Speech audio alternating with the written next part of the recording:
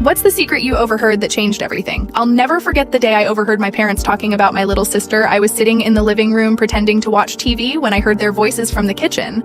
At first, it just sounded like an ordinary conversation, but then my mom said something that made me stop. She was talking about how they'd been trying to figure out when to tell me. I didn't think much of it at first, but then my dad said, "Do you think it's the right time to tell her? She's so young and we don't want to confuse her." I felt my stomach drop. Then my mom said, "We need to tell her soon. We're not keeping it a secret forever." That's when I realized they were talking about something important. My dad replied, "We're going to adopt her, aren't we? It's the right thing to do." My heart pounded. I didn't know what to think. My little sister, the one I'd always thought was my sister, wasn't really my sister. How had I never known they weren't talking about me? They were talking about her. I stood frozen for what felt like forever, trying to process what I just heard later.